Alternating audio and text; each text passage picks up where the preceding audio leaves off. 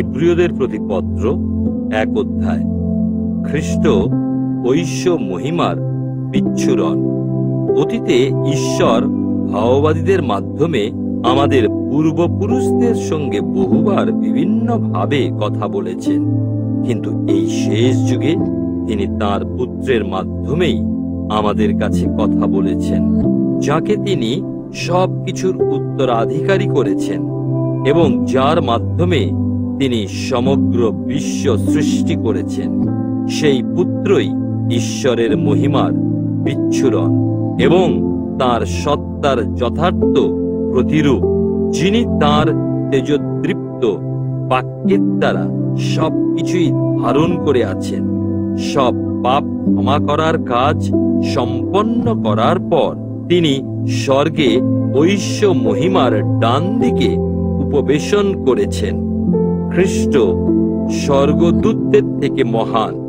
তিনি উত্তরাধিকার বলে স্বর্গদূতদের তুলনায় যে উচ্চতর পদের অধিকারী হয়েছেন, সেই অনুযায়ী তাদের থেকেও মহান হয়ে উঠেছেন। কারণ স্বর্গদূতদের মধ্যে কাকে ঈশ্বর কখন বলেছেন, তুমি আমার পুত্র, আজ আমি তোমার পিতা হয়েছি? অথবা আবার আমি তার পিতা হব আর সে হবে আমার পুত্র?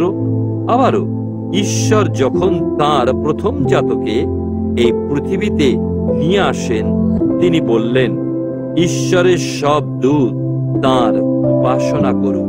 আর স্বর্গদূতদের সম্পর্কে তিনি বলেন, তিনি তাঁর দূতদের করেন বায়ু সদৃশ্য, তাঁর সেবকদের করেন আগুনের শিখার মতো। কিন্তু পুত্র সম্পর্কে তিনি বলেন, হে ঈশ্বর, তোমার সিংহাসন অনন্তকাল স্থায়ী, ধার্মিকতার রাজদণ্ড হবে তোমার রাজ্যের রাজদণ্ড। তুমি ধার্মিকতাকে ভালোবেসেছ আর দুষ্টতাকে ঘৃণা করেছ। সেই কারণে ঈশ্বর তোমার ঈশ্বর আনন্দের তেল দিয়ে অভিষিক্ত করে তোমাকে তোমার সহচরদের ঊর্ধ্বে স্থাপন করেছেন। তিনি আরো বলেন, হে প্রভু, আদিকালে তুমি এই পৃথিবীর ভিত্তিমূল স্থাপন করেছ, আর আকাশমণ্ডলও তোমারই হাতের রচনা। সেসব বিলুপ্ত হবে, কিন্তু তুমি স্থায়ী হবে। সেগুলি ছেঁড়া কাপড়ের মতো হবে, পরিচ্ছদের মতো তুমি সেসব গুটিয়ে রাখবে। পরনের পোশাকের মতো সেগুলি পরিবর্তিত হবে, কিন্তু তুমি থাকবে সেই একই রকম। তোমার আয়ুর কখনো শেষ হবে না। স্বর্গদূতদের মধ্যে কাকে ঈশ্বর কখন বলেছেন, তুমি আমার ডান দিকে বসো, যতক্ষণ না আমি তোমার শত্রুদের তোমার পাদপীঠে পরিণত করি? স্বর্গদূতেরা সবাই কি পরিচর্যাকারী আত্মা নন, যারা পরিত্রাণের অধিকারী হবে? তাদের সেবা করার জন্যই কি তারা প্রেরিত হননি? ইব্রিয়দের প্রতি পত্র 2 অধ্যায়। খ্রিস্ট আদম থেকেও মহান। সেজন্য আমরা যা শুনেছি তার প্রতি অবশ্যই আরো যত্ন সহকারে মনোযোগ দেব, যেন আমরা বিপথে না যাই। কারণ স্বর্গদূতদের দ্বারা কথিত বাণী যদি বাধ্যতামূলক হয় এবং তা কোনোভাবে লঙ্ঘন বা অমান্য করার ফলে যদি ন্যায্য শাস্তি প্রাপ্য হয়, তাহলে এমন এক মহাপরিত্রাণ অবহেলা করলে আমরা কিভাবে নিষ্কৃতি পাব? এই পরিত্রাণের কথা প্রভুই প্রথমে ঘোষণা করেছিলেন। তার কথা যারা শুনেছিলেন তারাই আমাদের কাছে তার সত্যতা প্রতিপন্ন করেছেন। আর ঈশ্বরও বিভিন্ন নিদর্শন, বিস্ময়কর কাজ এবং বিভিন্ন অলৌকিক কাজের মাধ্যমে তার প্রমাণ দিয়েছেন এবং তার ইচ্ছা অনুসারে পবিত্র আত্মার বিভিন্ন বরদান বিতরণ করা হয়েছে। যিশু তার ভাই বোনদের সদৃশ্য। আমরা যে নতুন জগতের কথা বলছি তা তিনি স্বর্গদূতদের হাতে সমর্পণ করেননি, কিন্তু কোনো এক ব্যক্তি কোনো এক স্থানে সাক্ষ্য দিয়ে বলেছেন, মানব জাতি কি যে তাদের কথা তুমি চিন্তা করো? মানব সন্তান কি যে তার তুমি যত্ন করো? তুমি তাদের স্বর্গদূতদের চেয়ে সামান্য ছোট করেছ। তুমি তাদের গৌরব ও সম্মানের মুকুটে ভূষিত করেছ, আর সবকিছুই তাঁর পদানত করেছ। ঈশ্বর সবকিছুই তার অধীনে রাখাতে এমন আর কিছুই রাখেননি যা তার অধীন নয়। অথচ বর্তমানে আমরা সবকিছু তার অধীনে দেখতে পাচ্ছি না।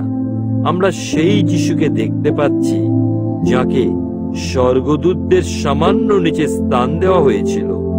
তিনি মৃত্যু যন্ত্রণা ভোগের কারণে মহিমা ও সমাদরের মুকুটে ভূষিত হয়েছেন, যেন ঈশ্বরের অনুগ্রহে তিনি সব মানুষের জন্য মৃত্যুর আস্বাদ গ্রহণ করেন। যার জন্য ও যার মাধ্যমে সব কিছু অস্তিত্ব লাভ করেছে, সেই ঈশ্বর তার বহু সন্তানকে মহিমায় অংশীদার করার পরিকল্পনাকে সম্পূর্ণ করার জন্য, যিনি তাদের পরিত্রাণের প্রবর্তক, তাকে কষ্টভোগের মাধ্যমে সিদ্ধি প্রদান করেছেন। ঈশ্বরের পক্ষে তাই যথার্থ কাজ হয়েছিল। যিনি মানুষকে পবিত্র করেন ও যারা পবিত্র হয় তারা উভয়ই এক পরিবারভুক্ত। তাই তাদের ভাই বা বোন বলতে যিশু লজ্জিত নন। তিনি বলেন, আমার ভাই বোনেদের কাছে আমি তোমার নাম ঘোষণা করব, সবার মাঝে আমি তোমার জয়গান গাইব। আবার আমি তারই উপর আমার আস্থা স্থাপন করব।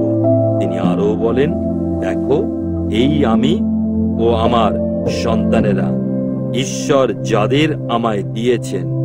যেহেতু সন্তানেরা রক্তমাংস বিশিষ্ট, তাই তিনি তাদের মানব স্বভাবের অংশীদার হলেন, যেন তার মৃত্যুর দ্বারা তিনি মৃত্যুর উপরে যার ক্ষমতা আছে, অর্থাৎ দিয়াবলকে ধ্বংস করতে পারেন, এবং মৃত্যু ভয়ে যারা সমস্ত জীবন দাসত্বের শিকলে বন্দী ছিল, তিনি তাদের মুক্ত করতে পারেন।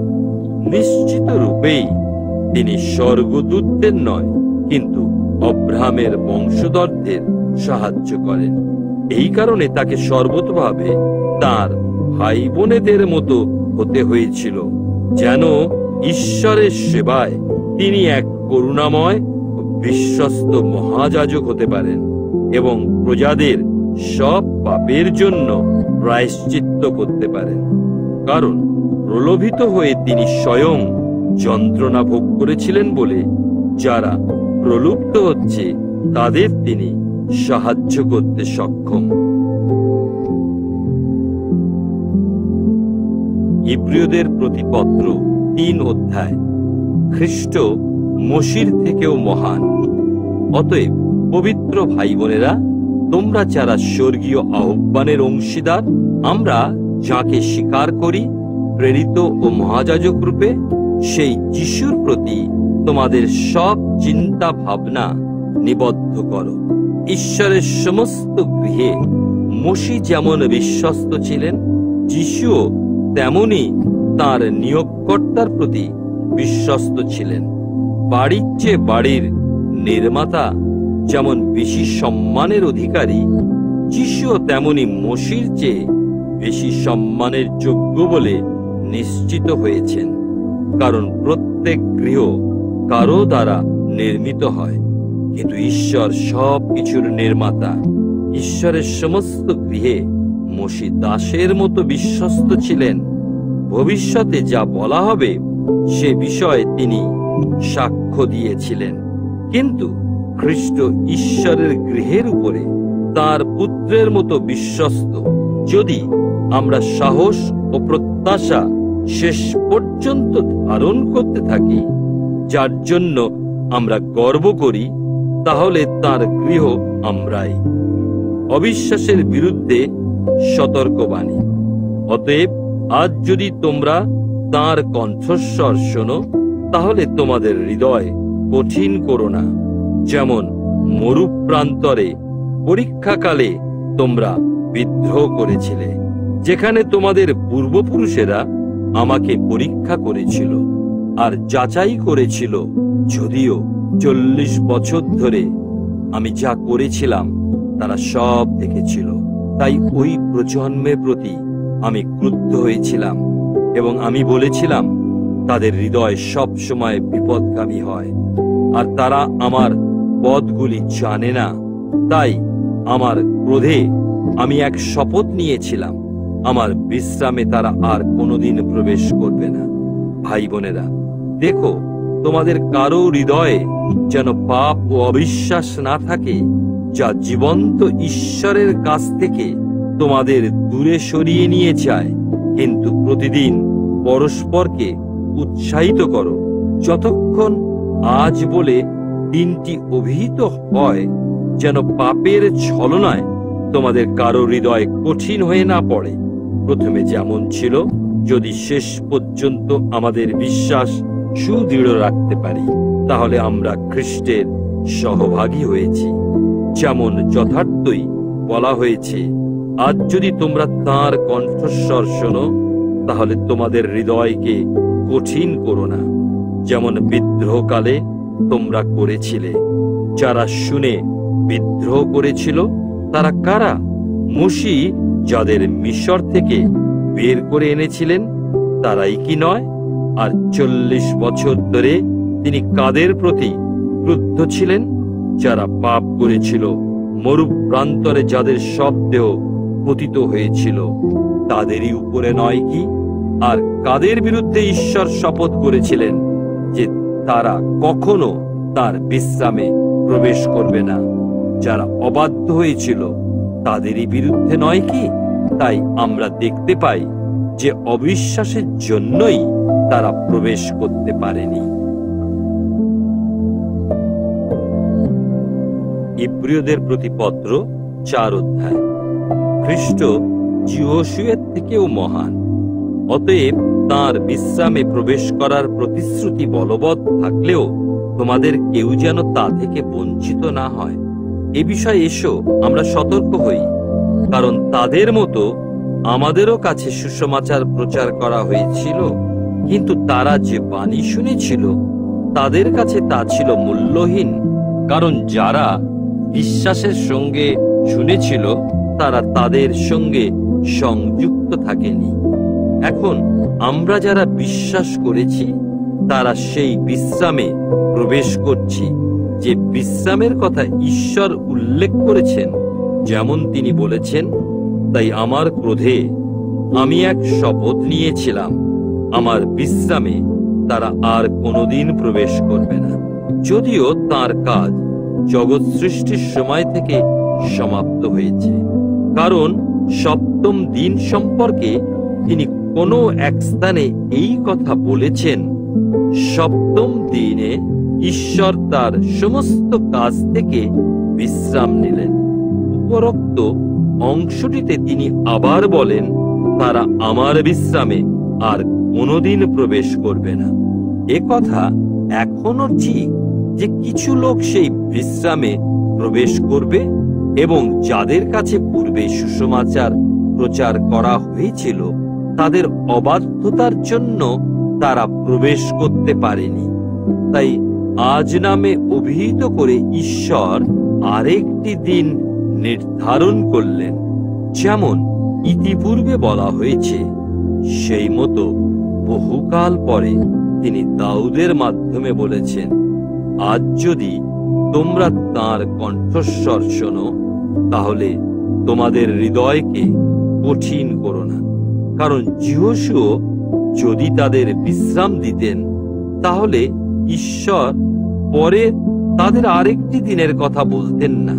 তাই ঈশ্বরের প্রজাবৃন্দের জন্য এক সাব্বাতের বিশ্রাম ভোগ করা বাকি আছে, কারণ ঈশ্বর যেমন তাঁর কাজ থেকে বিশ্রাম নিয়েছিলেন, ঈশ্বরের বিশ্রামে যে প্রবেশ করে সেও তেমনি তার নিজের কাছ থেকে বিশ্রাম নেয়। সুতরাং এসো, সেই বিশ্রামে প্রবেশ করার জন্য আমরা প্রাণপণ চেষ্টা করি, যেন তাদের অবাধ্যতার দৃষ্টান্ত অনুসরণ করে কারো পতন না হয়। কারণ ঈশ্বরের বাক্য জীবন্ত ও সক্রিয়, উভয় দিকে ধার বিশিষ্ট, যে কোনো তরোয়াল থেকে তীক্ষ্ণ, প্রাণ ও আত্মা এবং শরীরের গ্রন্থি ও মজ্জা পর্যন্ত তা ভেদ করে যায়।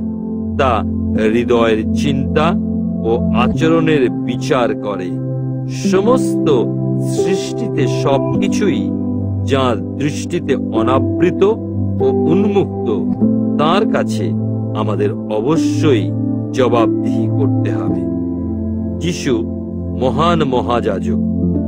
অতএব আমরা এমন এক মহান মহাযাজককে পেয়েছি, যিনি আকাশমণ্ডল অতিক্রম করে উন্নীত হয়েছেন। তিনি ঈশ্বরের পুত্র যিশু। তাই এসো আমরা যে বিশ্বাস স্বীকার করি তা দৃঢ়রূপে আঁকড়ে ধরে থাকি। কারণ আমাদের মহাযাজক এমন নন যিনি আমাদের দুর্বলতায় সহানুভূতি দেখাতে অক্ষম, বরং আমরা এমন একজনকে পেয়েছি যিনি আমাদেরই মতো সব বিষয় প্রলোভিত হয়েছিলেন, অথচ নিষ্পাপ থেকেছেন। তাই এসো আস্থার সঙ্গে আমরা তাঁর অনুগ্রহ সিংহাসনের সামনে উপস্থিত হই, যেন আমরা করুণা লাভ করতে পারি ও আমাদের প্রয়োজনের সময় অনুগ্রহ পাই। ইব্রিয়দের প্রতি পত্র 5 অধ্যায়। খ্রিস্ট হারন থেকেও মহান। প্রত্যেক মহাযাজক মানুষের মধ্য থেকে মনোনীত হন এবং ঈশ্বর সম্পর্কিত বিষয় প্রতিনিধিত্ব করার ও পাপার্থক বলি উৎসর্গ করার জন্য নিযুক্ত হন। যারা অজ্ঞ, যারা পথভ্রান্ত, তাদের সঙ্গে তিনি কোমল আচরণ করতে সমর্থ, যেহেতু তিনি স্বয়ং দুর্বলতার অধীন। এই জন্যই তাঁর নিজের ও সেই সঙ্গে প্রজাদের সব পাপের জন্য তাকে বিভিন্ন বলি উৎসর্গ করতে হয়। কেউ এই সম্মান স্বয়ং নিজের উপরে নিতে পারে না, তাকে অবশ্যই ঈশ্বরের দ্বারা আহুত হতে হবে, যেমন হারুনকে হতে হয়েছিল। তাই খ্রিস্ট মহাযাজক হবার মহিমা স্বয়ং গ্রহণ করেননি, কিন্তু ঈশ্বর তাকে বলেছিলেন, তুমি আমার পুত্র, আজ আমি তোমার পিতা হয়েছি। অন্যত্র তিনি বলেন, মলকিসেদকের পরম্পরা অনুযায়ী তুমি চিরকালীন যাজক। যিশু তাঁর পার্থিব জীবনকালে তীব্র আর্তনাদ ও অশ্রুপাতের সঙ্গে সেই একজনের কাছে প্রার্থনা ও মিনতি উৎসর্গ করেছিলেন, যিনি তাকে মৃত্যু থেকে উদ্ধার করতে সমর্থ ছিলেন। তাঁর এই বিনম্র আত্মসমর্পণের জন্য তিনি উত্তর পেয়েছিলেন। পুত্র হয়েও তিনি কষ্ট যন্ত্রণা ভোগ করলেন ও তার মাধ্যমে বাধ্য হওয়ার শিক্ষা লাভ করলেন, এবং এভাবে সম্পূর্ণ সিদ্ধ হয়ে তার অনুগতদের জন্য তিনি চিরন্তন পরিত্রাণের উৎস হয়েছেন। আর মলকিসেদকের পরম্পরা অনুযায়ী ঈশ্বরের দ্বারা মহাযাজক রূপে অভিহিত হয়েছেন। পতন সম্পর্কে সতর্কবাণী। এ বিষয়ে আমাদের অনেক কিছুই বলার আছে, কিন্তু তোমরা শিখতে মন্থর বলে তা ব্যাখ্যা করা কষ্টসাধ্য। প্রকৃতপক্ষে এতদিনে তোমাদের শিক্ষক হওয়া উচিত ছিল, কিন্তু ঈশ্বরের বাক্যের প্রাথমিক সত্য শিক্ষা দেওয়ার জন্য তোমাদেরই একজন শিক্ষকের প্রয়োজন। তোমাদের প্রয়োজন কঠিন খাবার নয়, কিন্তু দুধের। যে দুধ খেয়ে বেঁচে থাকে সে এখনো শিশু। ধার্মিকতা বিষয়ের শিক্ষা সম্পর্কে তার কোনো পরিচয় নেই, কিন্তু প্রাপ্তবয়স্ক লোকদের প্রয়োজন কঠিন খাবার, যারা সব সময় অনুশীলনের মাধ্যমে ভালো ও খারাপের মধ্যে প্রভেদ নির্ণয় করতে নিজেদের অভ্যস্ত করে তুলেছে। ইব্রিয়দের প্রতি পত্র 6 অধ্যায়। খ্রিস্ট মূল ধর্মীয় নীতিগুলি থেকেও মহান। সুতরাং এসো আমরা খ্রিস্ট সম্পর্কিত প্রাথমিক শিক্ষার দিকে বারবার দৃষ্টি না দিই, তার পরিবর্তে আমরা পরিপক্কতার দিকে এগিয়ে চলি। সুতরাং যেসব কাজ মৃত্যুর পথে চালিত করে, সেসব থেকে অনুতাপ করা ও ঈশ্বরের প্রতি বিশ্বাস করা, এই সব প্রাথমিক শিক্ষার পুনরাবৃত্তি করার আর প্রয়োজন নেই। বাপ্তিস্ম সম্পর্কিত নির্দেশ, কারো উপরে হাত রাখা, মৃত ব্যক্তিদের পুনরুত্থান ও শেষ বিচার, এই সব বিষয় তোমাদের আর নতুন করে নির্দেশের প্রয়োজন নেই। আর ঈশ্বরের ইচ্ছা হলে আমরা পরবর্তী শিক্ষার দিকে এগিয়ে যাব। কারণ একবার যারা আলোকপ্রাপ্ত হয়েছে, যারা স্বর্গীয় বিষয়ের রস আস্বাদন করেছে, যারা পবিত্র আত্মার অংশীদার হয়েছে, যারা ঈশ্বরের বাক্যের মাধুর্য উপলব্ধি করেছে ও সন্নিকট যুগের পরাক্রম আস্বাদন করেছে, তারা যদি ঈশ্বর থেকে দূরে চলে যায়, তাহলে তাদের আবার মনোপরিবর্তন ঘটানো অসম্ভব। কারণ ঈশ্বরের পুত্রকে প্রত্যাখ্যান করে তারা আবার তাকে ক্রুশবিদ্ধ করছে এবং প্রকাশ্যে তার মর্যাদাহানি করছে। যে জমি বৃষ্টির জল শুষে নেয় ও উপযোগী ফসল উৎপন্ন করে, তা ঈশ্বরের আশীর্বাদ লাভ করে। কিন্তু যে জমি কাঁটা ঝোপ ও আগাছা উৎপন্ন করে, তা ব্যবহারের অনুপযোগী হয়। চাষি সেই জমিকে অভিশাপ দেয় ও তা পুড়িয়ে দেয়। প্রিয় বন্ধুরা, আমরা এসব কথা বললেও আমরা বিশ্বাস করি না যে এই সব বিষয় তোমাদের ক্ষেত্রে প্রযোজ্য। আমরা নিশ্চিত যে তোমরা এর থেকে উৎকৃষ্ট বিষয়ের সহযোগী, যা পরিত্রাণের মাধ্যমে আসে। কারণ ঈশ্বর অবিচার করেন না। অতীতে তোমরা তাঁর ভক্ত দাসদের প্রতি যে সাহায্য করেছ এবং এখনো করে যাচ্ছ, এবং তাঁর প্রতি যে ভালোবাসার নিদর্শন দেখিয়েছ, ঈশ্বর তোমাদের সেসব কাজ ভুলে যাবেন না।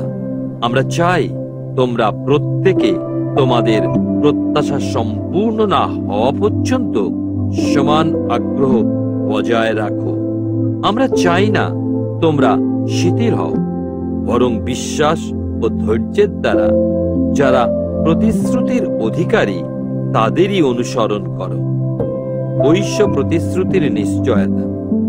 ঈশ্বর যখন অব্রাহামকে প্রতিশ্রুতি দিয়েছিলেন, শপথ করার মতো আর মহত্তর কেউ না থাকায় তিনি নিজের নামেই শপথ করেছিলেন এবং বলেছিলেন, আমি নিশ্চয়ই তোমাকে আশীর্বাদ করব এবং তোমাকে বহু বংশধর দান করব। তাই অব্রাহাম ধৈর্যের সঙ্গে প্রতীক্ষার পরে প্রতিশ্রুত বিষয় লাভ করেছিলেন। আর মানুষ নিজের চেয়েও মহত্তর কারো নামে শপথ করে।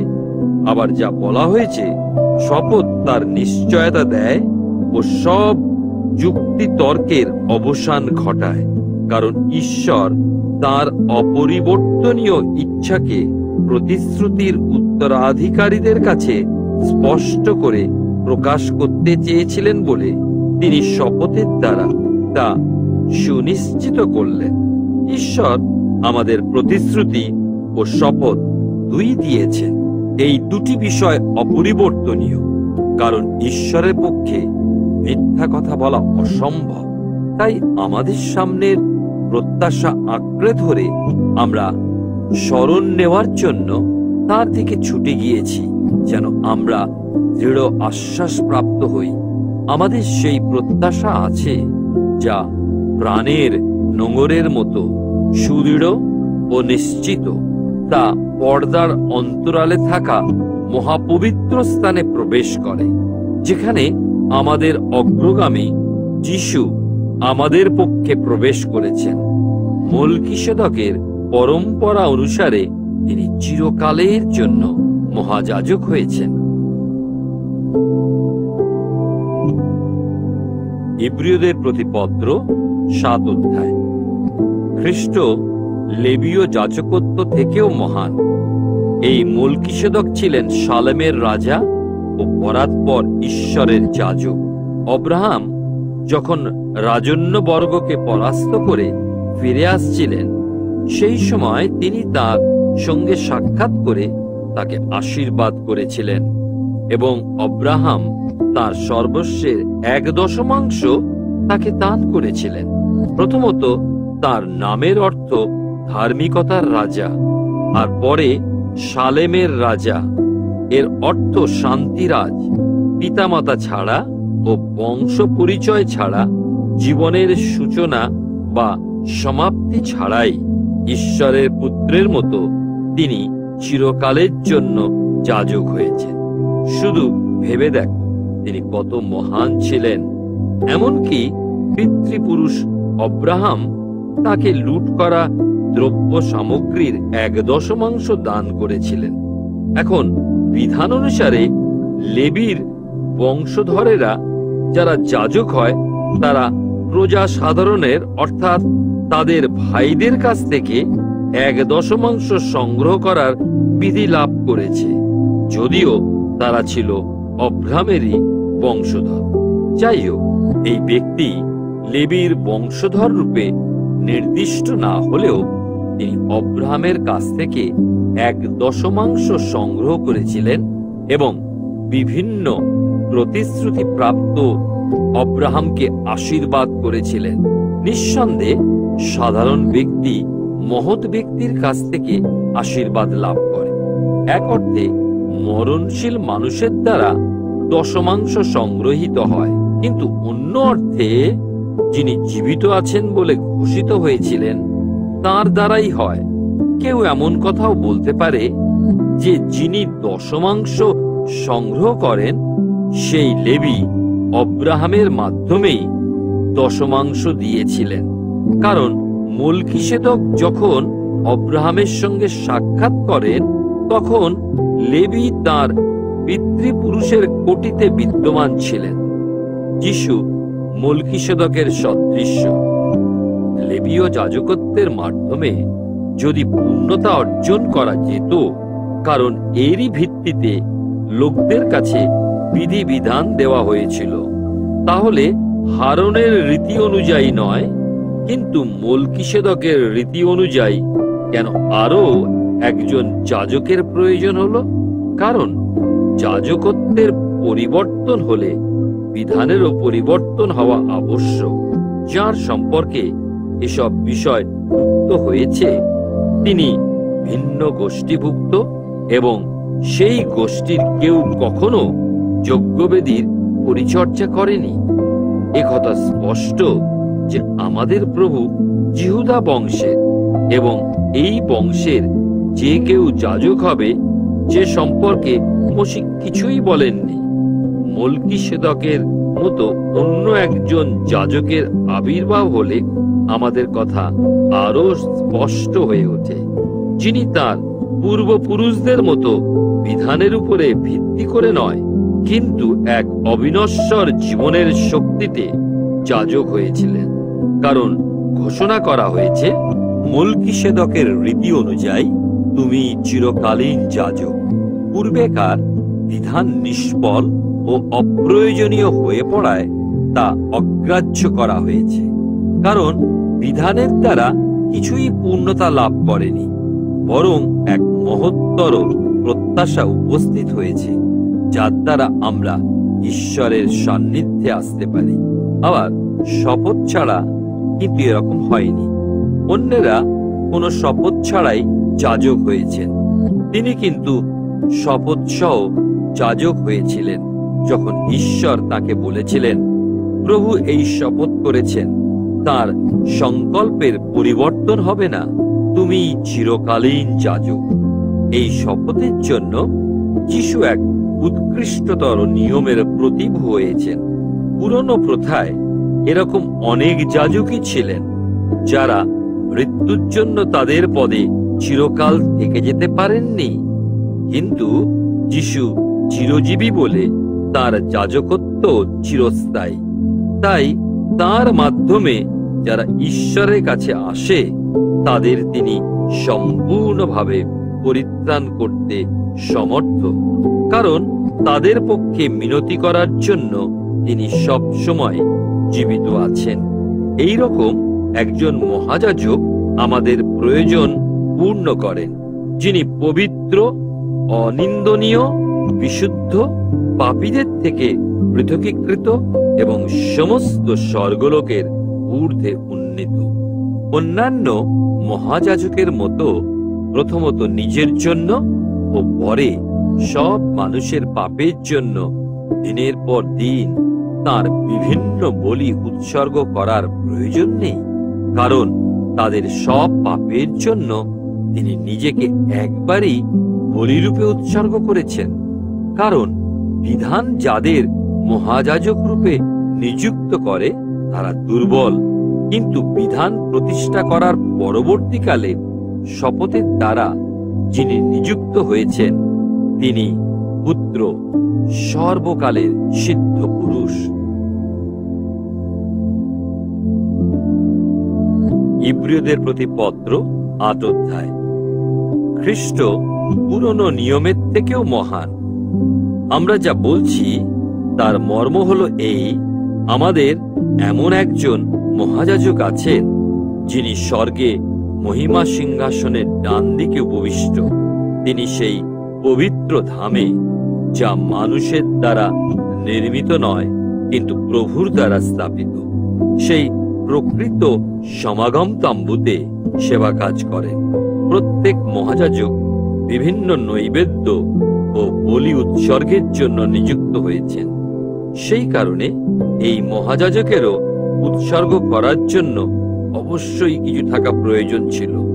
তিনি যদি পৃথিবীতে থাকতেন তাহলে তিনি যাজক হতে পারতেন না, কারণ এখানে এমন অনেক লোক আছে যারা বিধানের নির্দেশ মতো নৈবেদ্য উৎসর্গ করে। তারা এমন এক পবিত্র স্থানে পরিচর্যা করে যা স্বর্গীয় পবিত্র স্থানের মতো ও তার প্রতিচ্ছায়া স্বরূপ। সেই কারণে সমাগম তাম্বু নির্মাণ করতে উদ্যত হলে মশিকে সতর্ক করা হয়েছিল, দেখো, পর্বতের উপরে তোমাকে যে নকশা দেখানো হয়েছিল সেই অনুযায়ী সবকিছু নির্মাণ করো। কিন্তু যিশু যে পরিচর্যা করেন তা তাদের চেয়েও উৎকৃষ্ট স্তরের, কারণ তিনি যে সন্ধি চুক্তির মধ্যস্থতাকারী হয়েছেন পুরনোর চেয়ে তা শ্রেয় এবং উৎকৃষ্টতর প্রতিশ্রুতির উপরে প্রতিষ্ঠিত। কারণ প্রথম সন্ধি চুক্তির মধ্যে যদি কোনো ত্রুটি না থাকতো তাহলে অন্যটির কোনো প্রয়োজনই হতো না। কিন্তু ঈশ্বর লোকদের মধ্যে ত্রুটি দেখে বলেছিলেন, প্রভু ঘোষণা করেন, দিন সন্নিকট, যখন ইসরায়েল বংশ ও জিহুদা বংশের সঙ্গে আমি নতুন এক সন্ধি চুক্তি স্থাপন করব। তাদের পূর্বপুরুষদের সঙ্গে স্থাপন করা নিয়মের মতো হবে না, যখন আমি তাদের হাত ধরে মিশর থেকে বের করে এনেছিলাম, কারণ তারা আমার সন্ধি চুক্তির প্রতি বিশ্বস্ত ছিল না, আর আমি তাদের প্রতি বিমুখ হয়েছিলাম। প্রভু একথা বলেন। সেই সময়ের পরে আমি ইসরায়েল বংশের সঙ্গে এই নিয়ম স্থাপন করব। প্রভু ঘোষণা করেন, আমি তাদের মনে আমার বিধান স্থাপন করব, তাদের হৃদয় সেসব লিখে দেব, আর আমি হব তাদের ঈশ্বর এবং তারা হবে আমার প্রজা। কোনো মানুষ তার প্রতিবেশীকে শেখাবে না বা একে অপরকে বলবে না, তুমি সদাপ্রভুকে জেনে নাও, কারণ নগণ্যতম জন থেকে মহত্তম ব্যক্তি পর্যন্ত তারা সবাই আমার পরিচয় পাবে। কারণ আমি তাদের পাপ ক্ষমা করব এবং তাদের অনাচার আর কোনোদিন স্মরণ করব না। এই সন্ধি চুক্তিকে নতুন আখ্যা দিয়ে প্রথমটিকে তিনি পুরনো করেছেন, আর যা পুরনো, যা জীর্ণ, তা অচিরেই লুপ্ত হবে। ইব্রিয়দের প্রতি পত্র ৯ অধ্যায়। খ্রিস্ট সমাগম তাঁবু থেকেও মহান। প্রথম সন্ধি চুক্তিতে উপাসনা সংক্রান্ত রীতিনীতি ছিল এবং ছিল এক পার্থিব পবিত্র ধাম। কারণ একটি সমাগম তাঁবু স্থাপিত হয়েছিল, যার প্রথম কক্ষে ছিল সেই দীপাধার, উৎসর্গীকৃত দর্শন রুটি সহ একটি টেবিল। একে বলা হতো পবিত্র স্থান। দ্বিতীয় পর্দার পিছনে মহাপবিত্র স্থান বলে আরেকটি কক্ষ ছিল। সেখানে ছিল সোনার ধূপবেদী ও সোনায় মোড়া নিয়ম সিন্ধুক। এই সিন্ধুকে ছিল মান্নায় ভরা সোনার ঘট, হারনের মুকুলিত লাঠি এবং নিয়ম সমন্বিত পাথরের পলকগুলি। সিন্ধুকের উপরে ছিল মহিমার সেই দুই করূপ, যারা সিন্ধুকের আচ্ছাদনের উপরে ছায়া বিস্তার করত। কিন্তু এখন আমরা এই সমস্ত বিষয় বিশদভাবে আলোচনা করতে পারি না। এইভাবে পবিত্র তাঁবুতে সব কিছুর ব্যবস্থা করার পর যাজকেরা তাদের পরিচর্যা সম্পন্ন করার জন্য নিয়মিত রূপে বাইরের কক্ষে প্রবেশ করতেন। কিন্তু কেবলমাত্র মহাযাজকই বছরে শুধুমাত্র একবার ভিতরের কক্ষে প্রবেশ করতেন এবং কখনো রক্ত ছাড়া প্রবেশ করতেন না। সেই রক্ত তিনি নিজের ও লোকেদের অজ্ঞতায় করা পাপের প্রায়শ্চিত্তের জন্য উৎসর্গ করতেন। এর দ্বারা পবিত্র আত্মা দেখিয়েছেন যে প্রথম সমাগম তাঁবুটি যতদিন বজায় ছিল ততদিন মহাপবিত্র স্থানের প্রবেশ পথ উন্মুক্ত হয়নি। বর্তমান কালের জন্য এ এক দৃষ্টান্ত স্বরূপ। এর তাৎপর্য হল উৎসর্গীকৃত বলি, উপহার ও নৈবেদ্য কখনো উপাসনাকারী বিবেক শুচিশুদ্ধ করতে সমর্থ হয়নি। সেগুলি শুধুমাত্র খাবার, পানীয় ও বিভিন্ন আনুষ্ঠানিক সূচীকরণ সম্পর্কিত বাহ্যিক নিয়ন্ত্রণ বিধিস্বরূপ, যা নতুন বিধি প্রবর্তনের সময় না আসা পর্যন্ত প্রযোজ্য ছিল। খ্রিস্টের রক্ত। এখন খ্রিস্ট যখন আগত উৎকৃষ্ট বিষয়গুলির জন্য মহাযাজক রূপে এলেন, তিনি আরো বেশি মহৎ ও নিখুঁত সমাগম তাঁবুর মধ্য দিয়ে প্রবেশ করলেন, যা মানব সৃষ্ট নয়, এমনকি যা এই সৃষ্টিরই অঙ্গ নয়। তিনি ছাগল ও বাছুরের রক্ত নিয়ে প্রবেশ করেননি। সেই মহাপবিত্র স্থানে তিনি নিজের রক্ত নিয়ে চিরকালের মতো একবারই প্রবেশ করেছেন এবং আমাদের জন্য অনন্তকালীন মুক্তি অর্জন করেছেন। যারা সংস্কারগতভাবে অশুচি, বাহ্যিকভাবে শুচিশুদ্ধ করার জন্য তাদের উপরে ছাগল ও ষাঁড়ের রক্ত এবং দগ্ধ বকনা বাছুরের ভস্য ছিটিয়ে দেওয়া হতো, তাহলে আমরা যেন জীবন্ত ঈশ্বরের সেবা করতে পারি। এই উদ্দেশ্যে যিনি চিরন্তন আত্মার মাধ্যমে নিষ্কলঙ্ক বলিরূপে নিজেকেই ঈশ্বরের কাছে উৎসর্গ করেছেন, সেই খ্রিস্টের রক্ত আমাদের বিবেককে মৃত্যুমুখী ক্রিয়াকলাপ থেকে আরো কত না নিশ্চিত রূপে শুচিশুদ্ধ করবে। খ্রিস্ট এক নতুন নিয়মের মধ্যস্থতাকারী। এই কারণে খ্রিস্ট এক নতুন নিয়মের মধ্যস্থতাকারী, যেন আহত জনেরা চিরন্তন উত্তরাধিকার লাভ করতে পারে। এখন তা সম্ভব, কারণ প্রথম নিয়মের সময় তারা যেসব পাপ করেছিল তা থেকে তাদের উদ্ধার করতে তিনি মুক্তিপণ রূপে মৃত্যুবরণ করেছেন। কোনো ইচ্ছাপত্র কার্যকর হওয়ার ক্ষেত্রে যিনি ইচ্ছাপত্র সম্পাদন করেছেন তার মৃত্যু প্রমাণিত হওয়া আবশ্যক, কারণ যখন কোনো ব্যক্তির মৃত্যু হয় কেবলমাত্র তখনই ইচ্ছাপত্র বলবৎ হয়। জীবিত ব্যক্তির ইচ্ছাপত্র কখনো কার্যকর হয় না। এই কারণে রক্ত ছাড়া প্রথম নিয়ম কার্যকর হয়নি। মসিহ যখন সব লোকের কাছে বিধান পুস্তকের প্রত্যেকটি আজ্ঞা ঘোষণা করেন, তিনি বাছুরের ও ছাগদের রক্তের সঙ্গে নিলেন জল, রক্তবর্ণ মেশলোম ও এসব গাছের শাখা, এবং তিনি তা ছিটিয়ে দিলেন সেই পুঁথি ও প্রজাদের উপর। তিনি বললেন, এ হলো সেই নতুন নিয়মের রক্ত, যা পালন করার জন্য ঈশ্বর তোমাদের আদেশ দিয়েছেন। একইভাবে তিনি সেই সমাগম তাম্বু ও তার বিভিন্ন আচার অনুষ্ঠানে ব্যবহৃত দ্রব্য সামগ্রীর উপরে রক্ত ছিটিয়ে দিলেন। বিধান অনুসারে প্রকৃতপক্ষে সবকিছুকেই রক্ত দ্বারা পরিশোধিত হতে হয়, এবং রক্তসেচন ছাড়া পাপের ক্ষমা হয় না। অতএব যেগুলি স্বর্গীয় বিষয়ের প্রতিরূপ, সেগুলি এসব বলির দ্বারা সূচীকৃত হওয়ার প্রয়োজন ছিল, কিন্তু স্বর্গীয় বিষয়গুলির জন্য মহত্তর বলিদানের আবশ্যকতা ছিল, কারণ খ্রিস্ট প্রকৃত উপাসনাস্থলের প্রতিরূপ মানব নির্মিত পবিত্র স্থানে প্রবেশ করেননি। তিনি সাক্ষাৎ স্বর্গে প্রবেশ করেছেন, যেন আমাদের পক্ষে ঈশ্বরের সান্নিধ্যে উপস্থিত হন।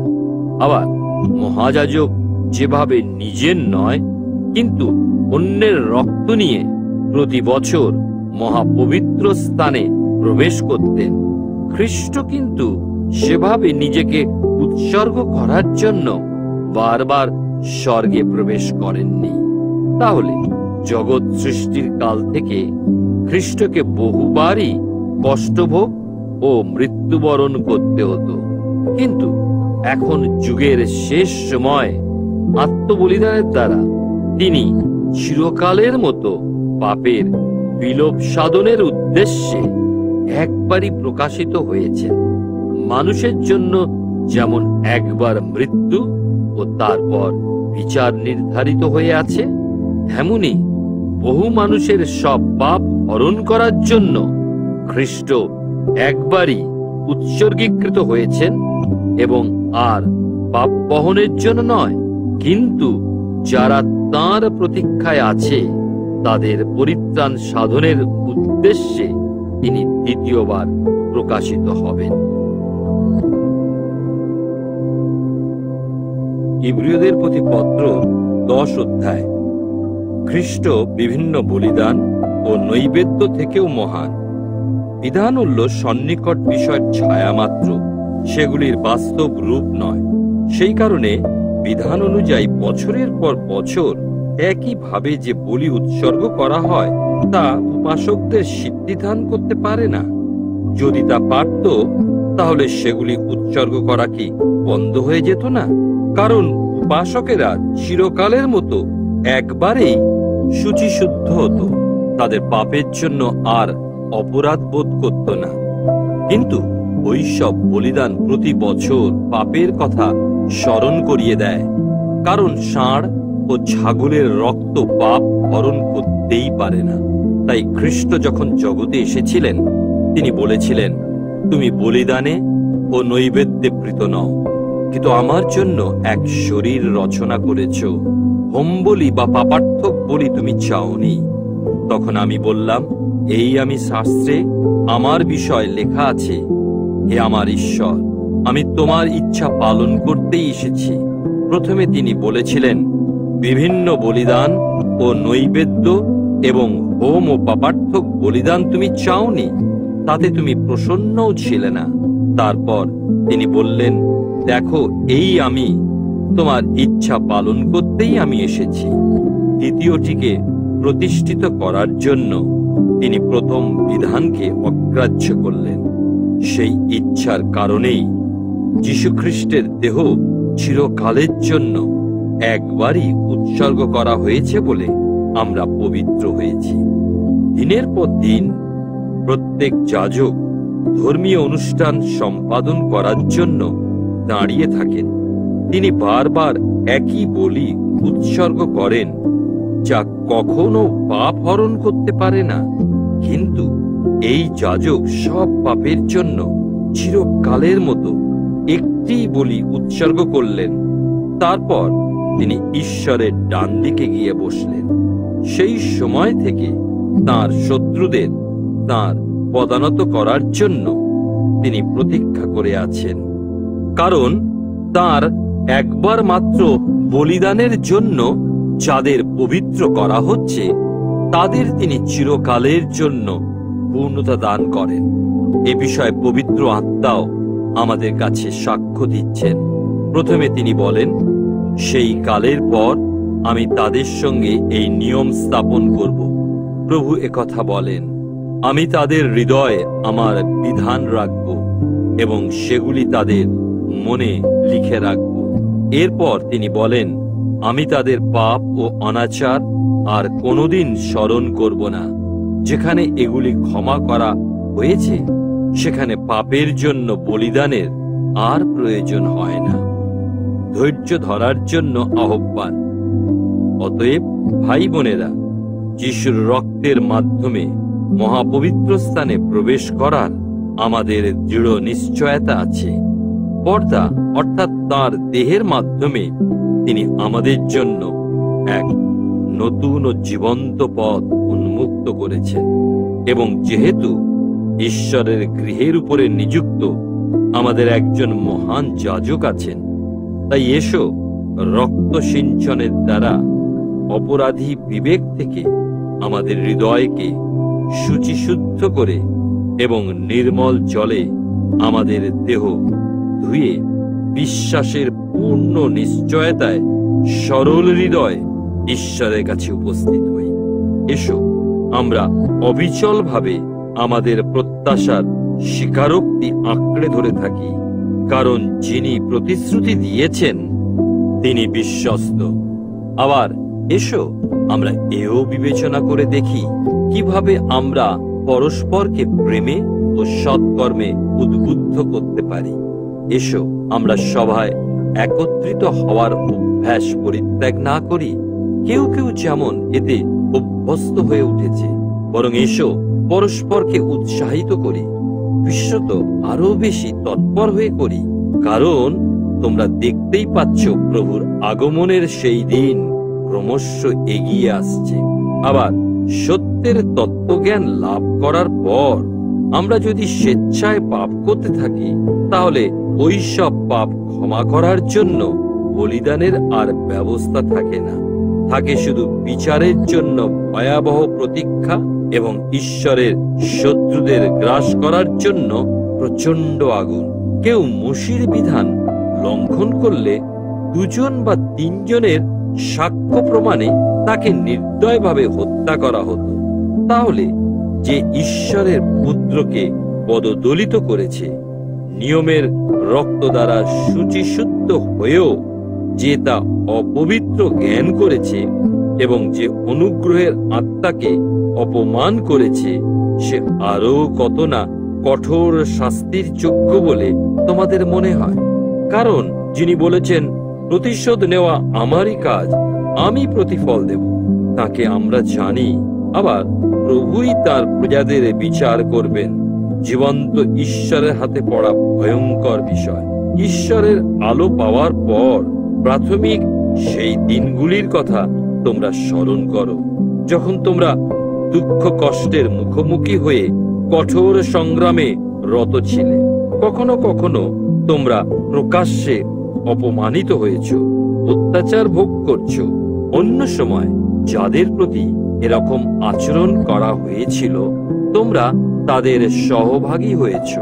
তোমরা কারাগারে বন্দীদের প্রতি সহানুভূতি দেখিয়েছ এবং তোমাদের সম্পত্তি বাজেয়াপ্ত হলেও তা সানন্দে মেনে নিয়েছ। কারণ তোমরা জানতে যে তোমাদের জন্য এক উৎকৃষ্টতর স্থায়ী সম্পত্তি রাখা আছে। তাই তোমরা তোমাদের নির্ভরতা ত্যাগ করো না, তা পর্যাপ্ত পরিমাণে পুরস্কৃত হবে। তোমাদের ধৈর্য ধরার প্রয়োজন আছে, যেন ঈশ্বরের ইচ্ছা পালন করে তিনি যা প্রতিজ্ঞা করেছেন তা লাভ করতে পারো। কারণ আর অতি অল্পকাল পরেই যার আগমন সন্নিকট, তিনি আসবেন, বিলম্ব করবেন না। কিন্তু আমার ধার্মিক ব্যক্তি বিশ্বাসের দ্বারাই জীবিত থাকবে। যদি সে পিছিয়ে পড়ে, আমি তার প্রতি প্রসন্ন হব না। যারা পিছিয়ে পড়ে ও বিনষ্ট হয়, আমরা তাদের অন্তর্ভুক্ত নই। যারা বিশ্বাস করে ও পরিত্রাণ পায়, আমরা তাদেরই সহভাগী। ইব্রিয়দের প্রতি পত্র 11 অধ্যায়। খ্রিস্ট পুরনো নিয়মের বিশ্বাস বীরদের চেয়েও মহান। এখন বিশ্বাস হলো যা আমরা আশা করি সে বিষয়ের নিশ্চয়তা, এবং যা আমরা দেখতে পাই না তার অস্তিত্ব সম্পর্কে সুনিশ্চিত হওয়া। এই কারণেই প্রাচীনকালের লোকেরা প্রশংসিত হয়েছিলেন।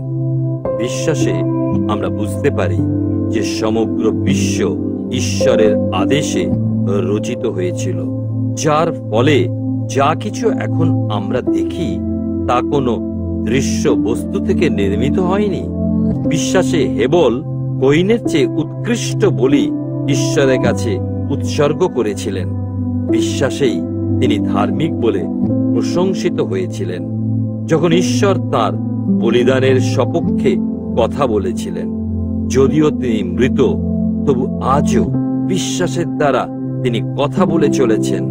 বিশ্বাসেই হনককে এই জীবন থেকে তুলে নেওয়া হয়েছিল। এই কারণে তিনি মৃত্যুর অভিজ্ঞতা লাভ করেননি। তার সন্ধান পাওয়া গেল না, কারণ ঈশ্বর তাকে তুলে নিয়েছিলেন। ঊর্ধ্বে নীত হওয়ার পূর্বে ঈশ্বরকে সন্তুষ্ট করেছিলেন বলে তিনি প্রশংসিত হয়েছিলেন। কিন্তু বিশ্বাস ছাড়া ঈশ্বরকে সন্তুষ্ট করা অসম্ভব, কারণ যে ব্যক্তি তাঁর সান্নিধ্যে আসে তাকে অবশ্যই বিশ্বাস করতে হবে যে তিনি আছেন, এবং যারা আন্তরিকভাবে তাঁর অন্বেষণ করে তিনি তাদের পুরস্কার দেন। বিশ্বাসে নোহ যেসব বিষয় তখনও প্রত্যক্ষ হয়নি সেগুলি সম্পর্কে সতর্কবাণী লাভ করে তার পরিবারকে রক্ষা করার জন্য ভক্তিপূর্ণ ভয়ে তার বিশ্বাসের দ্বারা একটি জাহাজ নির্মাণ করলেন।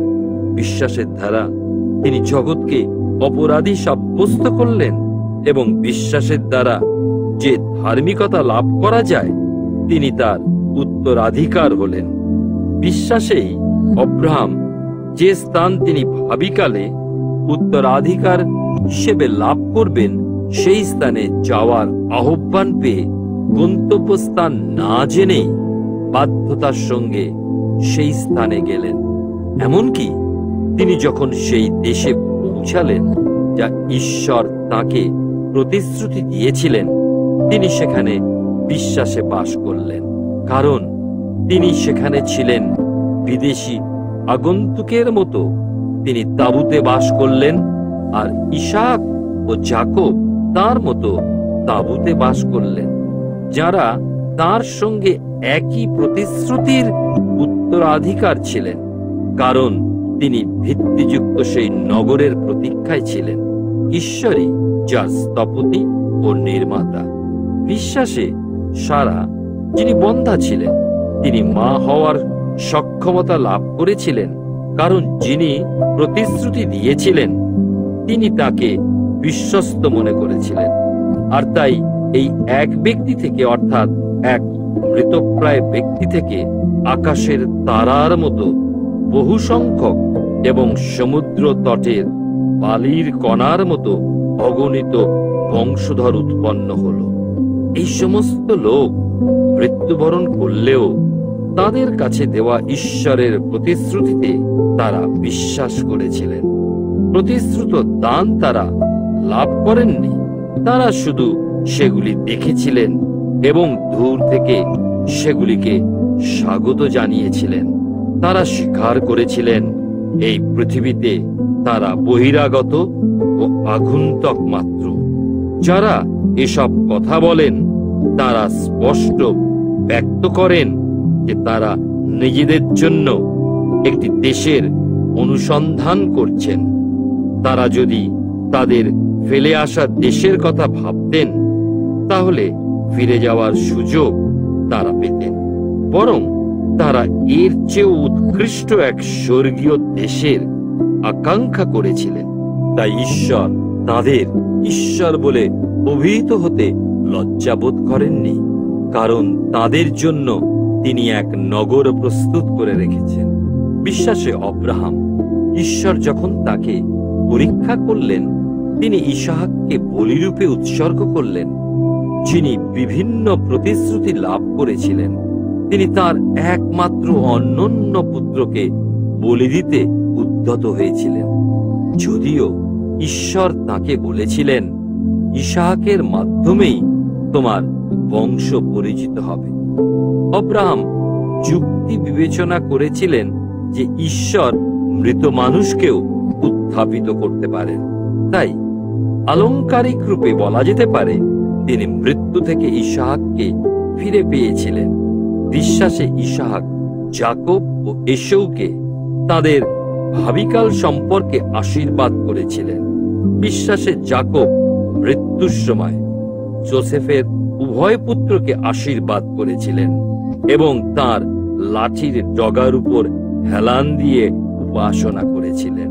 বিশ্বাসে যোসেফ যখন তার অন্তিমকাল ঘনিয়ে এলো, তিনি মিশর থেকে ইসরায়েলীয়দের নির্গমনের কথা বলেছিলেন এবং তার হাড়গোড় সেখানে কবর দেওয়ার বিষয় নির্দেশ দিয়েছিলেন। বিশ্বাসে মোশির বাবা মা জন্মের পরে 3 মাস তাকে লুকিয়ে রেখেছিলেন, কারণ তারা লক্ষ্য করেছিলেন তিনি কোনো সাধারণ শিশু ছিলেন না। তারা রাজার হুকুমনামায় ভীত হননি। বিশ্বাসে মোশি বড় হয়ে উঠলেন, ফরৌনের মেয়ের পুত্র বলে পরিচিত হতে অস্বীকার করলেন।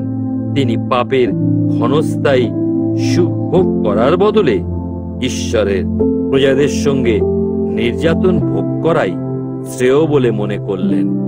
মিশরের ঐশ্বর্যের চেয়ে খ্রিস্টের জন্য অপমান ভোগ করাকে তিনি আরো বেশি মূল্যবান বলে মনে করলেন, কারণ তিনি তার দৃষ্টি ভাবী পুরস্কারের প্রতি নিবদ্ধ রেখেছিলেন। রাজার ক্রোধ ভয় না করে তিনি বিশ্বাসে মিশর ত্যাগ করলেন। যিনি দৃষ্টির অগোচর, তিনি তাকে দেখেছিলেন বলে অবিচল ছিলেন। বিশ্বাসে তিনি নিস্তার পর্ব পালন ও রক্ত সিঞ্চন করলেন, যেন প্রথম জাতদের ধ্বংসকারী দূত ইসরায়েলের প্রথম জাতদের স্পর্শ না করেন। বিশ্বাসে ইসরায়েলি লোকেরা শুষ্ক ভূমির মতো লোহিত সাগর পার হয়ে গেল, কিন্তু মিশরীয়রা তা করতে গিয়ে সাগরে তলিয়ে গেল। বিশ্বাসে জেরিহোর প্রাচীর পড়ে গেল, যখন ইসরায়েলি লোকেরা সেগুলির চারিদিকে 7 দিন ধরে প্রদক্ষিণ করল। বিশ্বাসে পতিতা রাহব গুপ্তচরদের স্বাগত জানিয়েছিল বলে যারা অবাধ্য হয়েছিল তাদের সঙ্গে সে নিহত হয়নি। আমি আর কত বলবো? গিদিয়ন, বারক, সিমশন, জিপ্তহ, দাউদ, শমুয়েল ও ভাওবাদীদের সম্পর্কে বলার মতো সময় আমার নেই। বিশ্বাসের মাধ্যমে তারা বিভিন্ন রাজ্য জয় করেছিলেন, ন্যায় বিচার প্রতিষ্ঠিত করেছিলেন এবং প্রতিশ্রুত বিষয় লাভ করেছিলেন। তারা সিংহের মুখ বন্ধ করেছিলেন, জ্বলন্ত আগুনের শিখা নিভিয়ে দিয়েছিলেন এবং ধারালো তরোয়াল থেকে নিস্তার পেয়েছিলেন। তাদের দুর্বলতা শক্তিতে পরিণত হয়েছিল। তারা যুদ্ধে পরাক্রমী হয়েছিলেন ও পরজাতীয় সৈন্যবাহিনীকে ছত্রভঙ্গ করেছিলেন। নারীরা তাদের মৃতজনেদের ফিরে পেয়েছিলেন, তাদের পুনরায় জীবন দান করা হয়েছিল। অন্যেরা যন্ত্রণা ভোগ করেছিলেন এবং মুক্ত হতে অস্বীকার করেছিলেন, যেন তারা এক উৎকৃষ্টতর পুনরুত্থানের অংশীদার হতে পারে। কেউ কেউ বিদ্রুপ ও বেতের আঘাত সহ্য করেছিলেন, অন্যেরা বন্দী ও কারারুদ্ধ হয়েছিলেন। তাদের পাথর দিয়ে আঘাত করা হয়েছিল, করাত দিয়ে 2 খণ্ড করা হয়েছিল, তরোয়ালের আঘাতে হত্যা করা হয়েছিল। তারা মেষের ছাল ও ছাগলের ছাল পরে ঘুরে বেড়াতেন। তারা দীন দরিদ্রের মতো ও অত্যাচারিত ও দুর্ব্যবহারের শিকার হতেন। এই জগৎ তাদের জন্য যোগ্যস্থান ছিল না। তারা বিভিন্ন মরুভূমিতে, পাহাড় পর্বতে, গুহায় ও মাটির গর্তে আশ্রয় নিতেন। এরা সবাই বিশ্বাসের জন্য প্রশংসা লাভ করেছিলেন, তবুও এরা কেউই প্রতিশ্রুত বিষয় লাভ করেননি। ঈশ্বর উৎকৃষ্টতর কিছু আমাদের জন্য পরিকল্পনা করেছিলেন, যেন আমাদেরই সঙ্গে মিলিতভাবে তাদের সিদ্ধতা দান করা হয়। ইব্রিয়দের প্রতি পত্র 12 অধ্যায়। খ্রিস্ট হেবলের থেকেও মহান। সুতরাং আমরা এরকম এক বিশাল সাক্ষী বাহিনী দ্বারা পরিবেষ্টিত হওয়ায় এসো বাধাদায়ক সমস্ত বিষয় ও যেসব পাপ সহজেই আমাদের জড়িয়ে ধরে সেগুলোই ছুঁড়ে ফেলি, আর যে দৌড় আমাদের জন্য নির্ধারণ করা হয়েছে, এসো ধৈর্যের সঙ্গে সেই অভিমুখে ছুটে চলি। এসো আমাদের বিশ্বাসের আদি উৎস ও সিদ্ধিদাতা যিশুর উপরে আমাদের দৃষ্টি নিবদ্ধ করি, যিনি তার সামনে স্থিত আনন্দের জন্য ক্রুশ সহ্য করলেন, সেই লজ্জাকে উপেক্ষা করলেন ও ঈশ্বরের সিংহাসনের ডান দিকে উপবেশন করলেন। পাপী মানুষের এত বিরোধিতা যিনি সহ্য করলেন, তার কথা বিবেচনা করো, তাহলে তোমরাও ক্লান্তিতে অবসন্ন ও নিরুৎসাহ হবে না। পাপের বিরুদ্ধে সংগ্রামের জন্য তোমাদের রক্তপাত করতে হয়েছে। এ ধরনের প্রতিরোধ তোমরা এখনো করনি, আর উৎসাহ প্রদানকারী সেই বাণী তোমরা ভুলে গিয়েছ, যা তোমাদের পুত্র বলে সম্বোধন করে। পুত্র আমার, তুমি প্রভুর শাসন তুচ্ছ মনে করো না। তিনি তিরস্কার করলে নিরুৎসাহ হইও না, কারণ প্রভু যাদের প্রেম করেন তাদের শাসনও করেন। যাকে পুত্ররূপে গ্রহণ করেন তাকে শাস্তি প্রদানও করেন। কষ্ট দুর্দশাকে শাসন বলে সহ্য করো। ঈশ্বর তোমাদের সঙ্গে সন্তানের মতো আচরণ করেন, কারণ এমন পুত্র কেউ আছে যাকে পিতা শাসন করেন না। যদি তোমাদের শাসন করা না হয় আর প্রত্যেক ব্যক্তিকেই শাসনের মধ্যে দিয়ে যেতে হয়, তাহলে তোমরা অবৈধ সন্তান, প্রকৃত পুত্রকন্যা নাও। এছাড়া পৃথিবীতে আমাদের প্রত্যেকেরই বাবা আছেন, যারা আমাদের শাসন করেছেন, এবং সেজন্য আমরা তাদের শ্রদ্ধাও করি। তাহলে যিনি আমাদের আত্মা সকলের পিতা, তার কাছে আমরা কত না আত্মসমর্পণ করব ও বেঁচে থাকব। তারা যেমন ভালো মনে করেছেন, তেমনি অল্পকালের জন্য আমাদের শাসন করেছেন, কিন্তু ঈশ্বর আমাদের মঙ্গলের জন্য শাসন করেন, যেন আমরা তার পবিত্রতার অংশীদার হতে পারি। কোন শাসনই তাৎক্ষণিক আনন্দদায়ক মনে হয় না, বরং যন্ত্রণাদায়ক মনে হয়। যাই হোক, পরবর্তীকালে যারা এর মধ্য দিয়ে শিক্ষা লাভ করেছে, তা তাদের জন্য ধার্মিকতা ও শান্তির ফসল উৎপন্ন করে। অতএব তোমরা তোমাদের অশক্ত বাহু ও দুর্বল হাঁটু সবল করো, তোমাদের চলার পথ সরল করো, যেন ঘোড়া ব্যক্তি পঙ্গু না হয়, বরং সুস্থ হতে পারে। ঈশ্বরকে প্রত্যাখ্যান করার বিরুদ্ধে সতর্কীকরণ। সকলের সঙ্গে শান্তিতে বসবাস করতে ও পবিত্র হওয়ার জন্য সর্বাত্মক চেষ্টা করো। পবিত্রতা ব্যতি রেখে কেউ প্রভুর দর্শন পাবে না। সতর্ক থেকো, কেউ যেন ঈশ্বরের অনুগ্রহ থেকে বঞ্চিত না হয়। দেখো, তিক্ততার কোনো মূল যেন অঙ্কুরিত হয়ে সমস্যা সৃষ্টি না করে ও অনেককে কলুষিত না করে।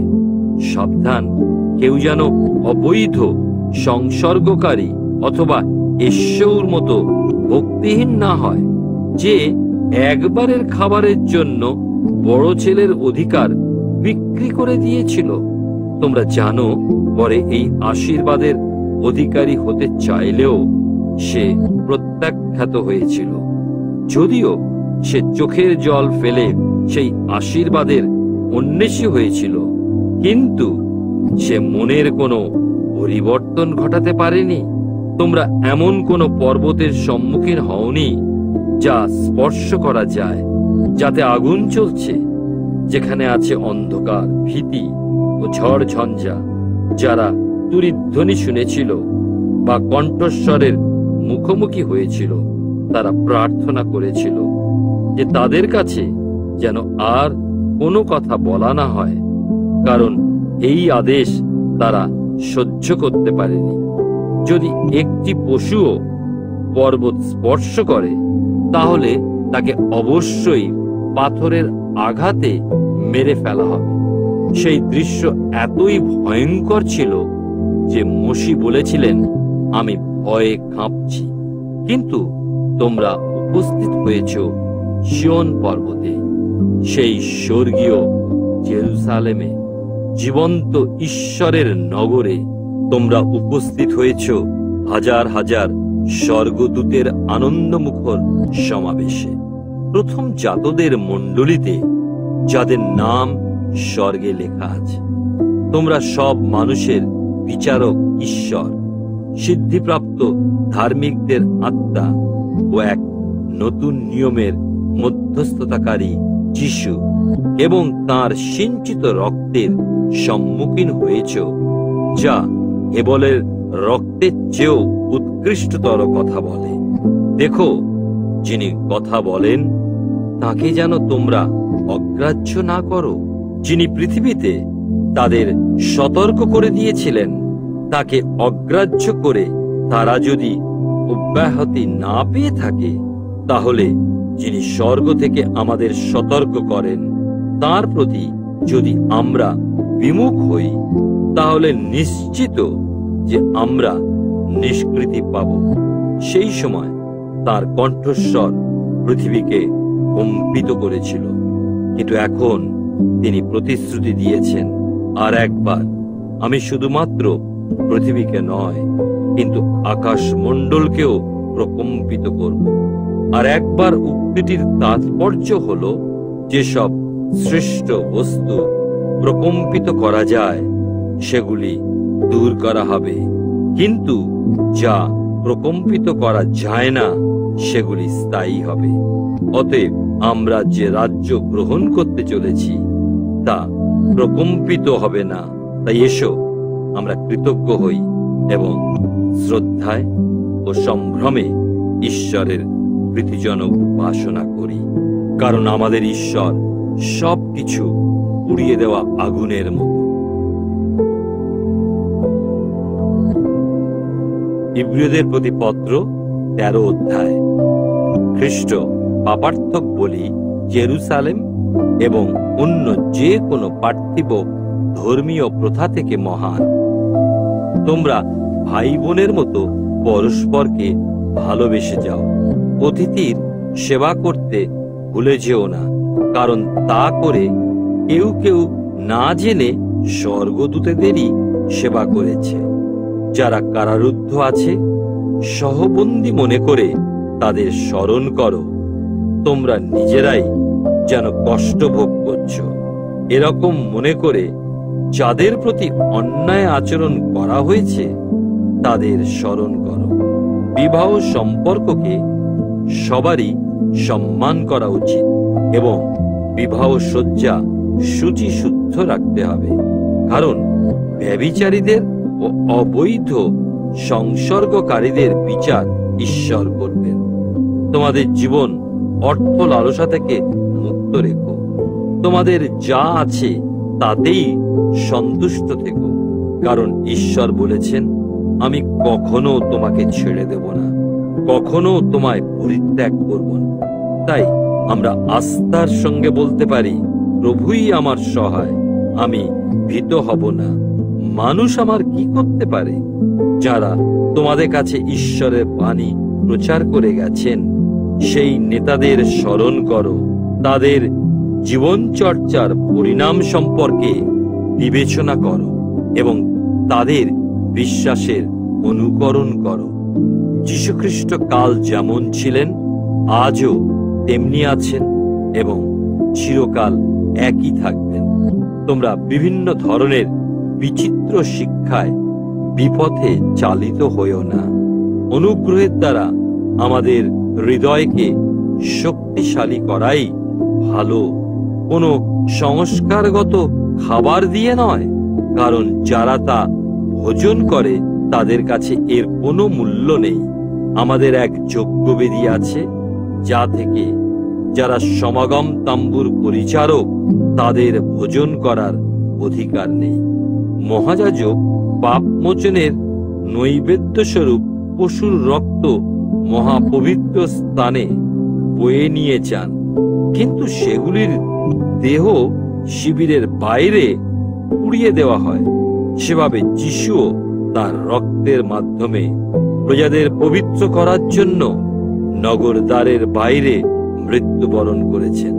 তাহলে এসো, তিনি যে অপমান সহ্য করেছিলেন তা বহন করে আমরা শিবিরের বাইরে তার কাছে যাই, কারণ এখানে আমাদের কাছে কোনো চিরস্থায়ী নগর নেই, কিন্তু আমরা সন্নিকট সেই নগরের প্রতীক্ষায় আছি। অতএব এসো, যিশুর মাধ্যমে আমরা ঈশ্বরের কাছে অবিরাম প্রশংসার বলি উৎসর্গ করি। তা হলো তার নাম স্বীকার করা আমাদের ঠোঁটের ফল। আর অপরের উপকার ও অন্যদের সঙ্গে তোমাদের সম্পদ ভাগ করার কথা ভুলে যেও না, কারণ এ ধরনের বলিদানেই ঈশ্বর সন্তুষ্ট হন। তোমাদের নেতাদের নির্দেশ মেনে চলো ও তাদের কর্তৃত্বের বশ্যতাধীন হও, যাদের জবাবদিহি করতে হবে এমন মানুষের মতো তারা তোমাদের প্রতি সতর্ক দৃষ্টি রাখেন। তাদের আদেশ পালন করো, যেন তাদের কাজ আনন্দদায়ক হয়, বোঝাস্বরূপ না হয়। তা না হলে তা তোমাদের পক্ষে লাভজনক হবে না। আমাদের জন্য প্রার্থনা করো। আমরা সুনিশ্চিত যে আমাদের এক পরিচ্ছন্ন বিবেক আছে এবং আমরা সব বিষয় সম্মানজনক জীবনযাপন করার আকাঙ্ক্ষা করি। আমি তোমাদের বিশেষভাবে প্রার্থনা করার জন্য অনুনয় করি, যেন আমি শীঘ্রই তোমাদের কাছে আবার ফিরে আসতে পারি। আশীর্বচন ও অন্তিম শুভেচ্ছা। শান্তির ঈশ্বর, যিনি অনন্ত সন্ধি চুক্তির রক্তের মাধ্যমে আমাদের প্রভু যিশুকে মৃতলোক থেকে পুনরায় উত্থাপিত করেছেন, মেষপালের সেই মহান পালরক্ষক তার ইচ্ছা পালনের উদ্দেশ্যে তোমাদের সব উত্তম উপকরণে সুসজ্জিত করুন এবং তার কাছে যা প্রীতিকর তা যীশুখ্রিস্টের মাধ্যমে আমাদের অন্তরে সম্পন্ন করুন। যুগে যুগে চিরকাল তার মহিমা কীর্তিত হোক। আমেন। ভাই বোনেরা, তোমাদের অনুনয় করি, আমার এই উপদেশ বাণী সহ্য করো, কারণ আমি তোমাদের কাছে একটি সংক্ষিপ্ত পত্র লিখেছি মাত্র। আমি চাই তোমরা জেনে নাও যে আমাদের ভাই তিমোথীকে মুক্তি দেওয়া হয়েছে। তিনি যদি শীঘ্র আসেন, তোমাদের সঙ্গে সাক্ষাৎ করার জন্য আমি তার সঙ্গে যাব। তোমাদের সব নেতা ও ঈশ্বরের সমস্ত পবিত্রগণকে শুভেচ্ছা জানিও। ইতালির সকলেও তোমাদের শুভেচ্ছা জানাচ্ছেন। অনুগ্রহ তোমাদের সবারই সহবর্তী হোক।